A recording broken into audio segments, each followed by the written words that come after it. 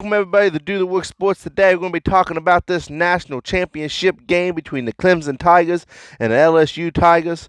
It's going to be one heck of a game. You better believe that. And I got 4 key steps for both of these teams on their way to search for that national title glory.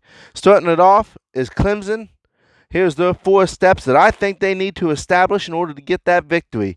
First and foremost, they need to disrupt Joe Burrow's timing. That means sacks. That means rushing the passer. That means you get inside this man's head. You're going to have to make him feel like Lamar Jackson did against the Tennessee Titans their Saturday night. You got to make him question his moves. You got to make him want to force plays to happen instead of letting plays happen. LSU, their offense is about speed, spacing, tempo, especially when it comes to that passing game. If you can get inside his head and you can disrupt that passing game, then you're gonna make it a lot easier on yourselves because you can't let the man have time in the pocket, and you got to be able to cover them receivers. Number 2, you need to feed your running back, Travis Etienne, 25 or more catches this game. He's not only an explosive running back when he's running the ball, but if you get him out of the backfield when he's catching passes, he's a heck of an asset to have. Also, a fun fact that Clemson is 17-0 when Etienne has 100 more rushing yards in a game. Listen, Clemson, you got to establish the run. Clemson's got to establish the run early. And then Clemson's got to keep establishing that run and building on it to keep Joe Burrows and that offense of LSU off the field as much as they possibly can. And you need to score on every possession, almost, or as many possessions as you can in this type of game. Step number 3, also make Travis Lawrence a big part of your offense. Put this game in his hands. Any questions you had about this man was answered at the Fiesta Bowl against Ohio State. He made good decisions. He knew when to run. He knew when to throw.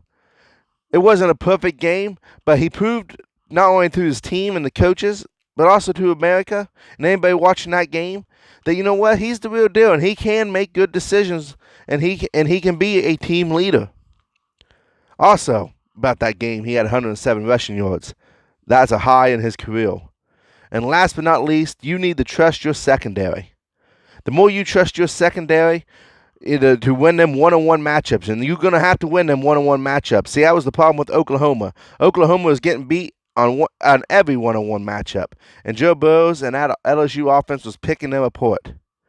And you're going to have to be imaginative, and you're going to have to be aggressive. This Clemson defense is aggressive. You watch them against Ohio State, they was aggressive against Ohio State. So they're going to have to keep that, and they're going to have to get creative a little bit on how they do that in their schemes and keep the offense confused and Joe Burrow's confused and that coaching staff for LSU, looking for answers and confused. Speaking of Joe Burrows and LSU, let's get right into what their 4 key steps is, at least I think, if they're going to win this game. First and foremost, you need to lean on Edward Helaire. He's healthy now. He was suffering a hamstring injury against Oklahoma. He's healthy now. Clemson's going to have to figure a way to scheme against this man and stop him, from establishing LSU's run game. LSU must make Clemson scheme against him. That's the thing. You got to make Clemson scheme. See, the thing is, Clemson is an already aggressive defense. Clemson already has that aggressiveness there. But what are you going to do to make Clemson say, we need to take this guy out of the game or we need to cover him? And one of the ways they might do that, what if they take Isaiah Smith, one of the linebackers, one of the best linebackers, to kind of keep Helaire in check? If they do that, that's going to help. Is that going to help Joe Burrows out? Absolutely right, it will. So you got that. You got that option. So you have somebody cover Helaire. Most likely that's what they're going to have to take turns. They're going to put probably 1 or 2 guys on him throughout the game, and they're going to take turns covering him, keeping an eye on him, things like that. Number 2, stop the pass rush. Clemson is number 12 in the nation in sacks. LSU has given up 2 or more sacks per game. That's not good. That's not good for an offensive line. When you're giving up that many sacks a game, I'm not saying it's horrible, But averaging that a game, that's not so good. You're putting your quarterback in pressure situations. And yes, they have been performing in pressure situations. And yes, Joe Burrow seems to do his best work when he rolls outside the pocket and delivers the ball downfield. That seems to be one of his strong suits, when he gets outside the pocket and he rolls out and he gets looking down the field and his receivers and him have a connection. So you're going to have to stop that pass rush and give Joe Burrow's time. You can't let Clemson set the tempo on when you're the offensive on the field. You don't want to be having a lot of 3 and outs. You don't want to be making a lot of sloppy mistakes or letting mistakes happen. You ain't going to want to false start. You're not going to want to hold. I know that stuff's going to happen. It's going to happen in the game, but you want to limit that as much as possible. So slowing down that pass rush from Clemson is probably one of the biggest keys to success for LSU right now. When I look at this, so these key successes, probably one of the ones I would highlight.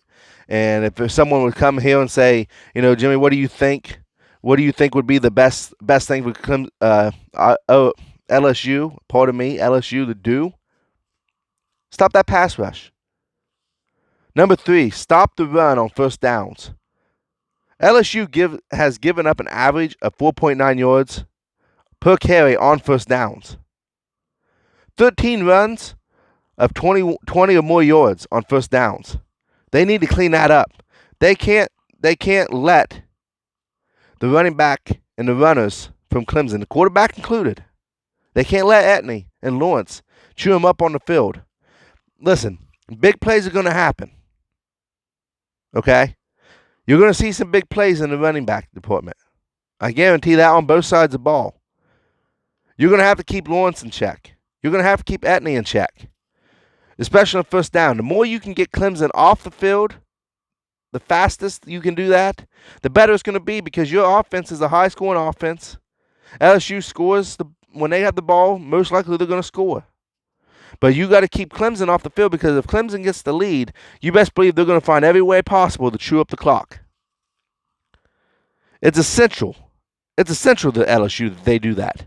Okay, it's essential that they get the ball behind the line, you could say, on first down. Number 4, LSU, keep your confidence up. At some point in time in this game, Clemson's part is going to control the tempo of this game. It may only be for a couple of series. It may only be for a quarter, but it's probably going to happen. Most likely, yes, it's going to happen. You need to remember that you need to keep that confidence that you are going to get the plays that you need to find success and be successful in this game. Keep that in mind. Now, don't get overconfident. See, that's something I'm always skeptical on in any team, in any game. Never get overconfident in your ability, because you set yourself up for failure. Also, by the way, LSU is 8-3 and Clemson is 12-2 in games played in a neutral venues and a straight up and against the spread. So Clemson has the better record in these type of situations. Clemson's defending national champs. Listen to what I'm saying here. This is going to be a good game. For us football fans, this is going to be an outstanding game. Who do you pick to win? Who do I think is going to win? Before I tell you who I think, I want to hear what you guys think. Who do you think is going to win this game? Who's going to win between Clemson and the LSU Tigers? Give me the prediction before the game begins. Everything I've said. Also, I want to throw in there the LSU, when the running game gets 100 yards or so, they're 8-0. So they have so when the running game's helping that team out, they have success. Now, time to pick who I think is going to win this game. I have all the facts. I have everything I threw out there. I'm going to be honest with you on this one. My pick is probably the underdog. If you can call either one of these teams an underdog, I'm picking Clemson. I picked Clemson against Ohio State. And I'm picking Clemson now against LSU. I don't think it's going to be a blowout. I think it's going to be a high-scoring, close game. But here's why I'm picking Clemson. One, I think they're going in there knowing that a lot of people might be picking them as the underdog. LSU's the hot team right now.